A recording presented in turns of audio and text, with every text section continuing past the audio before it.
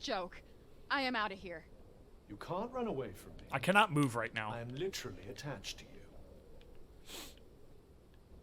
Still can't move. Still can't move. Still cannot move right now. I'm not... Okay, I can move now. What? Dude, what the fuck?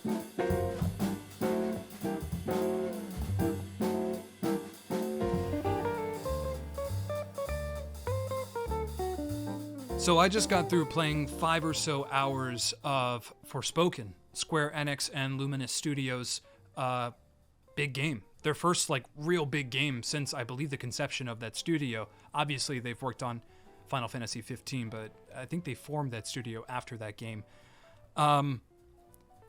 It's not good, man. It really isn't.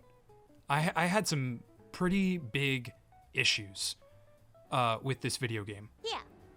If you get hurt, this will help you heal.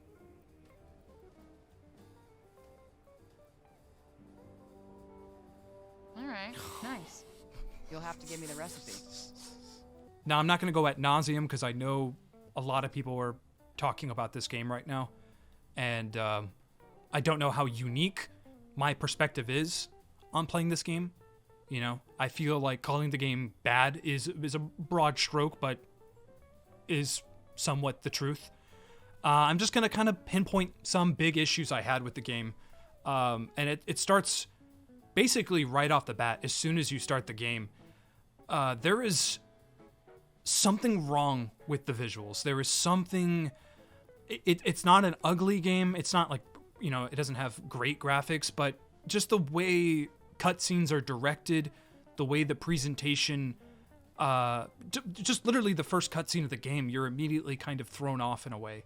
It's kind of jolting you around in all these different directions, but yet we're in New York City and it feels so fucking small. It feels like such a small little, just like a city block, and we're kind of just doing nothing there. It's just moving from point A to point B with cutscenes in between. And it was a little jarring at first, understanding that. And then as the game progresses, as you enter Athia, this big, fantastical Final Fantasy-like world, it continues that. It still feels small. We're still just like walking here. Here's a cutscene. Walking there, another cutscene. Let's just sit here and listen to dialogue for 2.5 minutes. There are so many times that this happened during my stream, during my first time playing this game. In the first hour alone. Literally, like the beginning of the game, you will just sit there and talk to this cuff thing. You'll bring it up and you'll just sit there for like 3 minutes just talking to this thing. You cannot walk and talk. You have to just stand there. And it's one of the most bizarre things I've experienced in like a narratively driven game. I've never seen choppy dialogue forced upon the player like that. I think you can turn the cuff off. So they knew it was an issue. They knew that issue was there. I'm guessing turning it off, that was kind of like something they threw in towards the end of development, where it's just like, you know what, let's just, instead of having to rework all of these scenes and all of these moments, we'll just have the function where you can turn it off. I want the dialogue. I want to know what's happening, but I just want it delivered in a more convenient way, I guess. I had a big problem with that. Something else that happened early on, and I'll probably put it in this video itself, was a moment that, again, very early in the game, I was trying to just to wander around, you know, big open world. I want to check out the loot. I want to pick things up. I want to explore. That's usually how you play an open world game, right? Is you want to start exploring. The game just set this weird stopgate. That was certainly a like, sequence. I'm on this little cliffside and I want to just turn behind me and walk down these stairs. And the game literally said, no, you're going the wrong way, turn around, or we're going to just teleport you back to where you started.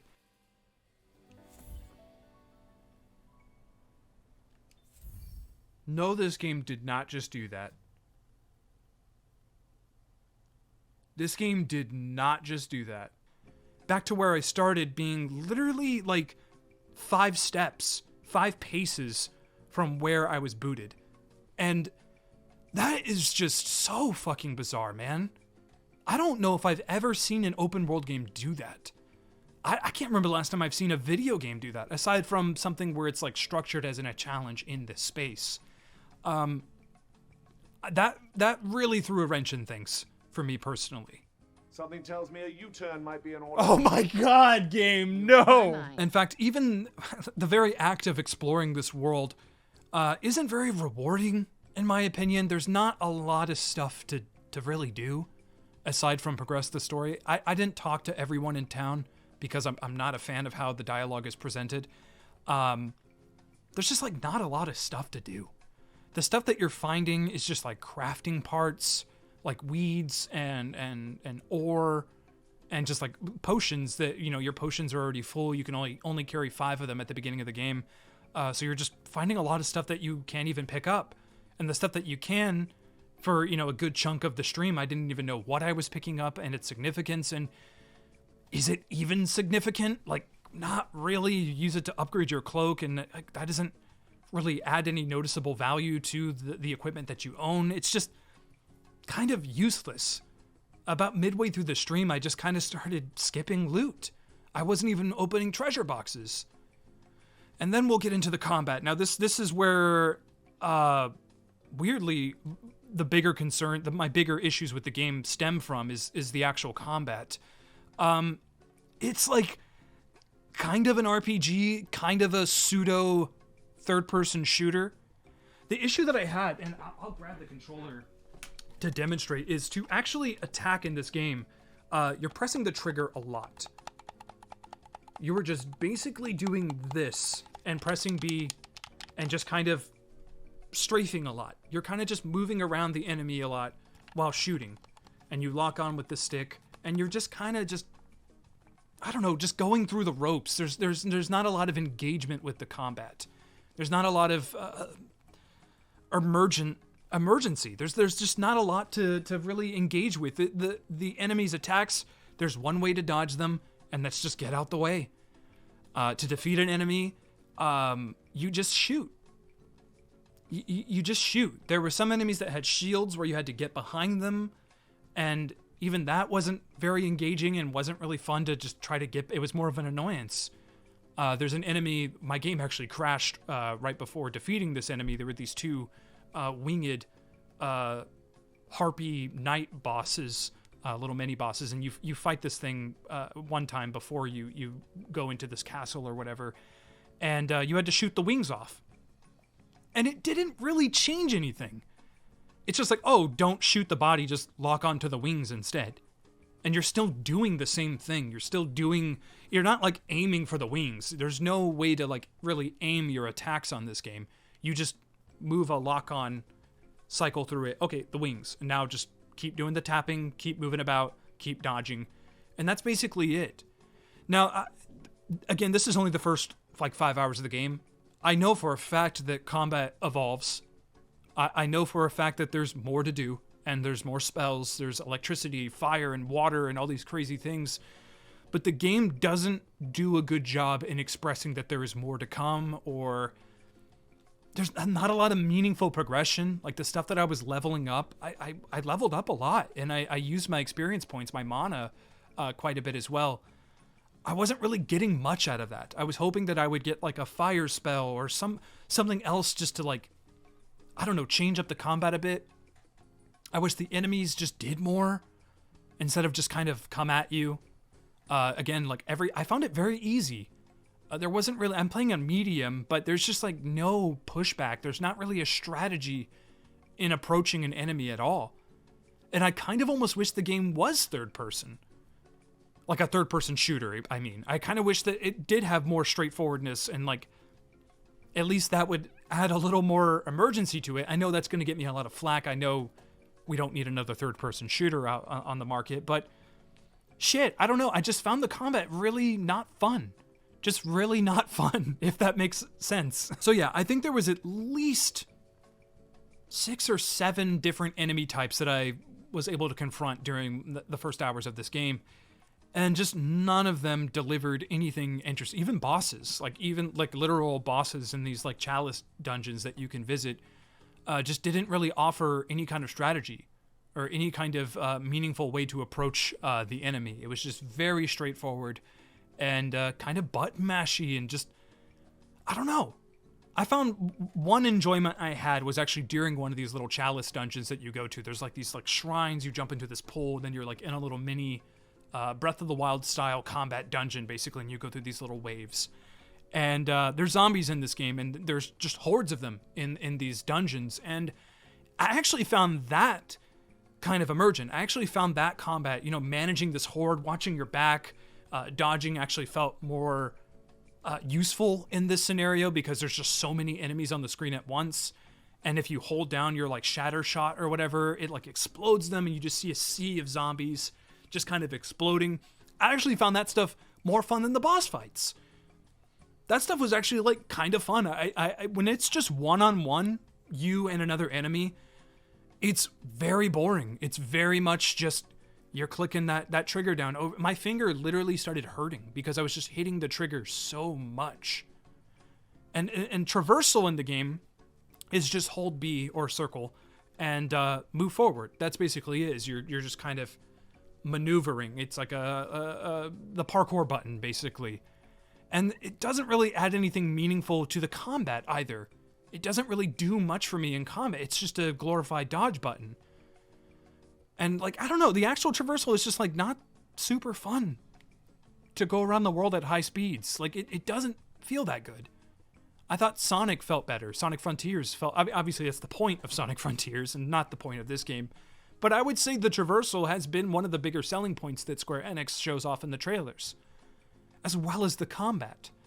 Square Enix never said that, oh, all this shit you're seeing, yeah, that's going to be at least 5 hours in before you can get anything like that. The first spell is just a very bit. We're just basically throwing rocks. We're just like floating like little rocks. And it's just not really fun to look at. And there's not a lot of impact. You don't really feel like you're even causing damage. You don't really feel like your attacks are hitting. And gosh damn, that's really disappointing because the combat from all of the trailers I actually thought was going to be one of the shining points of this game. It very well might still be. Obviously, like I need to put more time into it. I don't know if I am going to put more time into it, but I know that there is something there. But even just like the actual bones and structure of the combat, I'm just kind of not a big fan of. I don't know if throwing an electric spell in there, throwing Firaga in there is going to really turn it on its head and make it more interesting. I think enemies that have more unique abilities and more unique dangers about them, like being able to like maybe jump over attacks or things like that, have it be a little more platformy maybe, have it be a little more Zelda-ish with some of the bosses. I don't know. Something else I noticed is when I entered the next area, I think it was called Progos or something. It was another part of the map. I was going into the first Tanta or whatever. This is, again, like 3 hours in the game. And the enemies just became bullet sponges, man.